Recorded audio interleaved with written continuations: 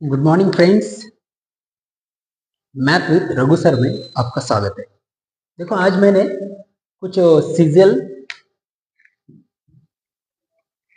2022 का एक सवाल लिया है जो एसएससी जितने भी एग्जाम लेता है ना, जितने भी एग्जाम कंडक्ट करता है एसएससी, स्टाफ सिलेक्शन हो, एनटीपीसी हो, रेलवे के जितने एग्जाम्स हो, एमटीएस हो, सीएचएसएल हो, सीपीओ हो, सब एग्जाम में ये वाला क्वेश्चन ना एकदम फेवरेट है। एसएससी का सबसे फेवरेट वाला सवाल है। और मेरा कहना यह है कि ये सवाल जितना दिखता उतना टफ नहीं है, देख के बराबर आंसर आ जाता है समझ में, मगर मालूम होना चाहिए कि क्या करना है और कैसे करना है। एक बार तो एक फॉर्मूला देख लो, ये बस एक फॉर्मूला अगर तुम्हें अच्छे से याद हो गया तो आंसर करना बहुत आसान होगा। कैसे करेंगे देखो, तो पहले तो क्या दिया है, ये इक्वेशन दिया है और कहते हैं कि if a by b plus b upon a is equal to -1 then the value of a cube minus B cube is what. देखो यदि a बटे में b प्लस b बटे में a इज इक्वल टू -1 है तो a का cube plus minus b का क्यूब का मान क्या है। यानी हमें क्या करना है कि a cube minus b cube पता करना है, बस इतनी सी बात है, कर लेंगे पता। पहले तो ये देखो, पहले तो हमें ये पता होना चाहिए कि a cube minus B cube is equal to होता है a minus b bracket close a square plus A b plus B square, ये होता है a cube minus B cube. इतना तो हमें पता होना चाहिए, बेसिक चीज है और इतना आना भी चाहिए। आप अगर एसएससी स्टाफ सिलेक्शन या एनटीपीसी रेलवे के एग्जाम दे रहे हैं तो इतना तो आप करके जाना ही जाना है, करना ही पड़ता है। तो फिर A cube minus B cube equal to इतना होता है, ये तो मुझे पता है, मगर यहाँ तो सर कुछ भी नहीं दिया, A by B plus B by A दिया इज इक्वल टू -1, ये दिया और ये पूछ रहा कैसे करें इसको। एक बात तो है आए समझ में, अगर इसको सिंप्लीफाई कर ले, इसे सिंप्लीफाई कर ले तो सिंप्लीफाई करने के बाद हमें एक इक्वेशन मिलेगी, जैसे कि A square A into A square plus B into B square by A into B A B is equal to होता है -1। इतना सब करने की जरूरत नहीं है, सवाल देखने के बराबर आ जाते हैं, तो समझाने के लिए मुझे ये लिखना पड़ता है। तो ए बी इधर का उधर जाएगा, A square plus B square is equal to होगा माइनस ए बी, तो माइनस का इधर आके प्लस होता है, A square plus B square plus A B is equal to हो गया 0। इतने की वैल्यू अगर 0 है तो आपको पता है इतने की वैल्यू क्या होगी। देखो अगर a माइनस बी इंटू इतना तो हमें मिल गया 0, कितना है 0, अगर ये 0 है तो यहां रख दो, क्या होगा 0। तो option number a is right answer. कैसा लगा ये सवाल, अच्छा है ना। अगर तुम्हें ये फॉर्मूला अगर नहीं आया तो ये सवाल तो बनने की बात ही नहीं है, नहीं बनता सवाल फिर।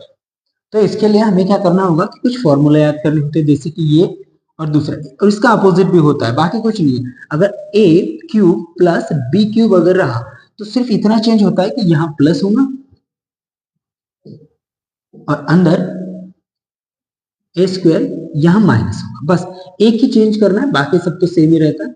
कहीं भी जाओ ऐसे भी करो, बस ये दिखा ये दिखा, माइनस है तो यहाँ माइनस करो, प्लस है तो यहाँ प्लस कर दो, और जो करना है वो ठीक से देखो। और फिर प्लस होने के बावजूद अंदर एक माइनस आता है, ये याद रखना है, बस और कुछ नहीं। और यहाँ माइनस होने के बावजूद सब अंदर सब प्लस प्लस ही रहता, तो ये प्लस अगर 0 होगा तो ये 0 से किसी भी मल्टीप्लाई कर लिए तो 0 हो जाता, इसलिए इसका आंसर होगा option number a is equal to 0।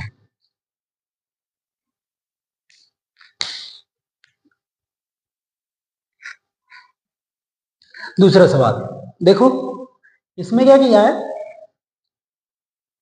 Addition है, बस कुछ नहीं, सिंपल एडिशन है। ये भी आरआरबी एनटीपीसी 2021 का पीवाईक्यू है, ये बहुत आसान आसान होता है ये सवाल, मगर देखने से बच्चे से डर जाते हैं, क्योंकि ऊपर बार लगा होता है, ये पॉइंट, और पॉइंट आने के बाद तो ऐसा होता है, ऑप्शन भी ऐसे दिए होते हैं जैसे कि फ्रैक्शन में। तो मुझे क्या करना होता है, जैसे कि इसका मतलब ये होता है 0.5 बार, इसका ये मतलब होता है कि 0.55 इन्फिनिटी होता है, इन्फिनिटी होता है, मतलब तो ये से गिनाया जाता है, अनलिमिटेड चालू रहेगा। तो इसे हम ये फॉर्म में लिखते हैं कि 0.5 बार, तो ये होता है। तो इसे हमें एडिशन करना है, एडिशन करने के लिए हम कैसा लिखते हैं, इसे हम अगर एक बार हो 0.7 बार, तो जीरो, अगर हम क्या करते, एक पॉइंट है तो बार को उड़ा के 7/9 से इसे डिवाइड करते हैं, तो 7/9 इसका कैसा होता है, 7/9 प्लस 9/9 प्लस 6/9 प्लस 5/9। तो बस एडिशन करनी, अगर डिनोमिनेटर सेम रहा तो कॉमन आ जाता, ऊपर की बेरी, ऊपर का एडिशन कर लो कितना होता, तो ये तो हो गया 15, 5 20 27, 27 9 3 जा 3 इज द राइट आंसर। कितना आसान था, देखो option number 2 is the right answer. NTPC 2021 में पूछा हुआ सवाल है, ऐसे एक बहुत ही आसान वाले सवाल पूछता है, मगर घुमा फिरा के पूछता है, तो हमें पता होना चाहिए कि क्या पूछना चाहता है, उसे क्या चाहिए, कितने टाइम में हम कर सकते हैं। टाइम कंज्यूमिंग होता है थोड़ा, देखे बरोबर बच्चे ऐसा कंफ्यूज हो जाते हैं, कंफ्यूज होने की कोई जरूरत नहीं है, खाली देखो और मिला दो बस।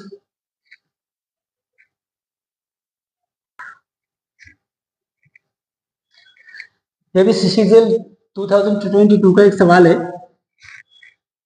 ट्रिग्नोमेट्री का है, बहुत आसान है ये भी, मगर ट्रिग्नोमेट्री का एक डर ऐसा है कि इसकी वैल्यू, इसकी प्रॉपर्टीज याद होना बहुत जरूरी होता है। इसके लिए साइन और कॉस दिखा, साइन और कॉस अगर ये दोनों दिखे, तो ये बात तो हमें मालूम होनी चाहिए कि साइन और कॉस, साइन थीटा और कॉस थीटा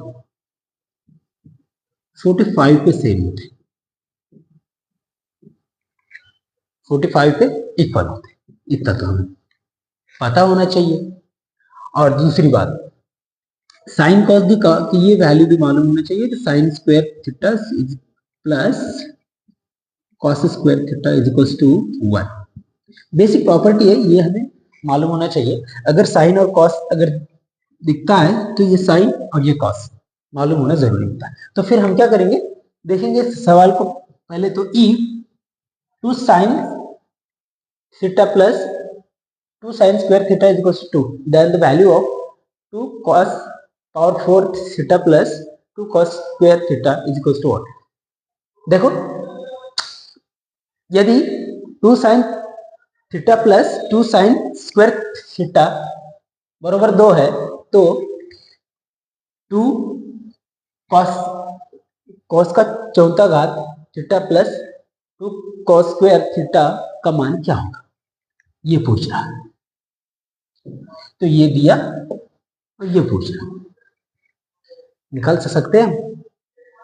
देखिए बरोबर, मुझे ये तो समझ में आया कि यार दो दो दो, मेरे तो दो कॉमन है, तो मैं क्या, और तो पहले तो इसे 2 sine theta plus 2 sine square theta is equal to 2, तो ये दो दो दो दो जो मुझे दिख रहे हैं, तो मैं इस दो को कैसा करता हूँ, पहले तो कॉमन ले लेता हूँ, ये दो दो आया बाहर, तो यहाँ रहता है sine theta plus sine square theta is equal to 2, दो से दो कर, तो sine theta plus sine square theta is equal to 1। मगर मुझे पता है कि sine theta plus cos square, sine theta plus cos square theta is equal to भी 1 होता है। देखो यानी इसका मतलब ये हुआ कि साइन थीटा, मैं ऐसा भी कर सकता हूँ, इसकी जगह एक की जगह ये लिख के इसे इक्वल कर देता हूँ, sine theta plus sine square theta is equal to क्या होगा, इतना बराबर इतना, क्योंकि इसकी भी वैल्यू एक ही होती है, तो sine square theta plus cos square theta, तो क्या होगा, साइन स्क्वायर हुआ माइनस, तो sine theta is equal to cos square theta, ये हो गए इक्वल, क्या हो गए इक्वल। तो मुझे क्या करना है, खाली इसमें ये साइन स्क्वायर की जगह साइन थीटा, कॉस स्क्वायर की जगह साइन थीटा की वैल्यू प्लेस करनी है, बाकी कुछ नहीं है। देखो तो ये 2 कॉस का चौथा theta plus 2 cos square theta. देखो पहले तो मैं क्या करता हूं, ये दो दो कॉमन, दो दो लिए कॉमन, 2 कॉमन, तो अगर ये कॉमन आए अंदर क्या रहा, कॉस का चौथा theta plus cos square theta. तो मुझे पता है 2 का 2 कॉस का चौथा, चौथा यानी अगर कॉस स्क्वायर बरोबर साइन थीटा है, cos square is equals to cos square theta is equals to sine theta है, तो एक कॉस स्क्वायर बरोबर एक साइन है, तो यहाँ पे 2 कॉस स्क्वायर है, तो मैं इसे ऐसा लिख सकता हूँ यहाँ, तो ये साइन स्क्वायर लिख सकता हूँ इसे 4 की जगह। देखो अगर कॉस बरोबर साइन 1 है तो स्क्वायर बरोबर बोले तो चौथा घात बरोबर क्या होगा, अगर ये स्क्वायर बरोबर 1 एक साइन है, अगर इसका चौथा घात फिर तो 2 बार साइन है, साइन का स्क्वायर होगा, प्लस कॉस का स्क्वायर थीटा बोले तो साइन स्क्वायर, इसकी जगह इसका तो सेम है ना, कॉस स्क्वायर थीटा और साइन थीटा ये तो सेम है। एक मिनट मैं इसे यहां लिखता हूं, sine theta, sine theta is equal to cos square theta, यानी मुझे कॉस स्क्वायर की जगह साइन थीटा लिख सकता हूं मैं, है ना, जहां जहां स्क्वायर है वहां साइन थीटा लिखने का, 2 का 2 साइन, एक साइन स्क्वायर की जगह साइन थीटा, कॉस स्क्वायर की जगह साइन थीटा रखते हैं, तो यहाँ कॉस का चौथा पावर है, पावर 4 है, तो 4 की जगह मैं 2 कर सकता हूँ इसे, तो यहाँ साइन स्क्वायर की जगह कॉस स्क्वायर की जगह साइन थीटा, और इतने की वैल्यू हमें पता है कितनी है, साइन स्क्वायर। देखो यहाँ कहाँ थे, कहाँ गए, यहाँ sine theta plus sine square theta is equal to 1, तो इतने की वैल्यू तो 1 है, यानी 2 is the right answer, option number b, option number b आपका राइट आंसर है।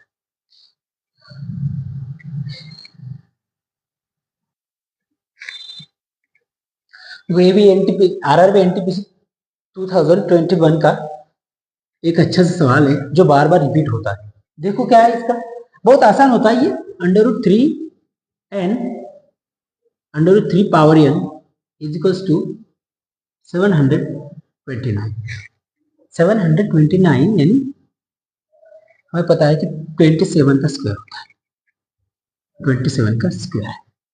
इसे देख के मुझे ये पता चलता है कि मैं इसे स्क्वायर को हटा सकता हूँ, ये स्क्वायर कर लूँ और इसे भी, अगर ये स्क्वायर है तो ये भी स्क्वायर है, अगर ये स्क्वायर स्क्वायर अगर उधर जाए, ये अगर स्क्वायर रूट उधर जाए तो उधर भी स्क्वायर रूट हो जाता है, तो n का मान हमें पता करना है, n का मान, तो इसे भी हम पावर में लिख लेंगे।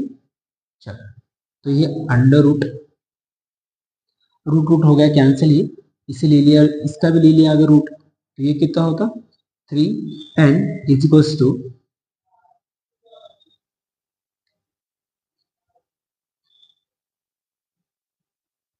27, एक मिनट, अगर इसका स्क्वायर कर लो और इसका भी स्क्वायर कर लो तो ये होता, ये हो जाता कट, और 3 का पावर n इजिकल्स होता 729 स्क्वायर, तो ये नहीं, तो मुझे इसको 3 अगर 3 डिनोमिनेटर इसका जो है उसे अगर मैं सेम कर लूँ, यहाँ 3 है तो यहाँ भी 3 कर लूँ, तो मैं इसके पावर की मल्टीप्लाई कर सकता हूँ, तो 3 का पावर n इजिकल्स टू, ये मुझे पता है कि 27 का स्क्वायर है, 27 स्क्वायर, तो ये कितना होता 3n इजिकल्स टू कितना होता है ये 27 का चौथा, मगर ये तो मुझे पता है 3 का क्यूब है,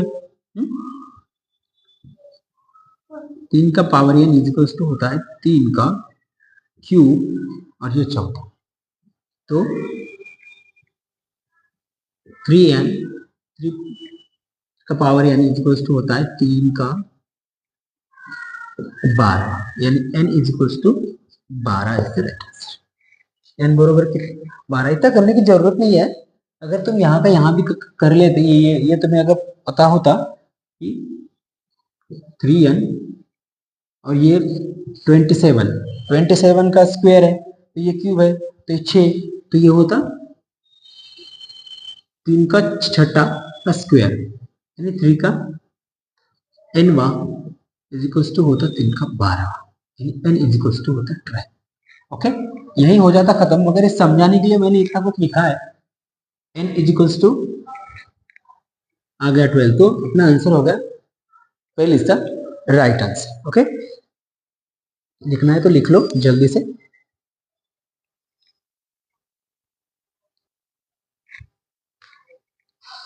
देखो ये एनटीपीसी का और एक सवाल है, परसेंटेज का है, बहुत आसान है ये।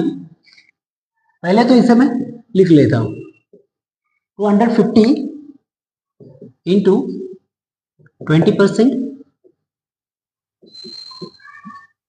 1000 का यानी 0.02% इज इक्वल टू व्हाट। ये बहुत आसान होता है, अगर परसेंट दिखा और जीरो दिखा, पहले तो इसे माइनस कर दो। कैसे कैसे, अगर ये 100 है, परसेंट यानी डिवाइड में 100 आता तो मुझे क्या करना पड़ेगा, ये 100 का अगर मैंने इसे यहां लिखा तो ये 50 का 2 बार जाता है तो 50 का 5 बार, तो ये परसेंट से 2 जीरो और ये पॉइंट से 1 जीरो, तो ये 1 इंटू, तो यहां क्या रह जाता है बाकी 5 into 20/2 27/2 minus 1 into 0.2 is equals to 1। इतना रहता है बस, बाकी कुछ नहीं। अब इसे क्या करना है, मल्टीप्लाई करके डिवाइड करके मिला देने का। इसका तो क्या होता है 0.2 होता, एक से मल्टीप्लाई करने के बाद अगर इन्हें अगर मल्टीप्लाई करके हम डिवाइड कर लेते तो 27 5 135 135 बाय 2 6 2 7 0.5 माइनस, तो माइनस कर लो, ये 30 होता और 27। देखो ये आसान हो जाता, कहाँ 27.30 ये आपका राइट आंसर। ओके, चल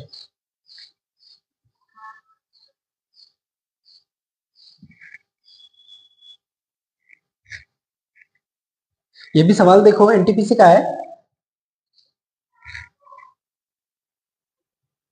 दिखने में तो बहुत खतरनाक दिखता है मगर बहुत है आसान। कैसे, देखो यहाँ क्या दिया है कि angle ABC is congruent to angle PQR, तो ये इसे कॉन्ग्रुएंट है ABC और PQR। तो इसने कहा कि ABC दिया है और PQR दिया है और यहाँ इन दोनों को कॉन्ग्रुएंट बता रहा है, कॉन्ग्रुएंट बता रहा है यानी इक्वल है। तो हमें पूछा है एंगल ABC और यहाँ एक वैल्यू दी है एंगल RPQ। मैं आपको बता दूं ये एंगल RPQ के हमें कोई जरूरत पड़ेगी नहीं, क्योंकि ये दिया है और ये भी दिया।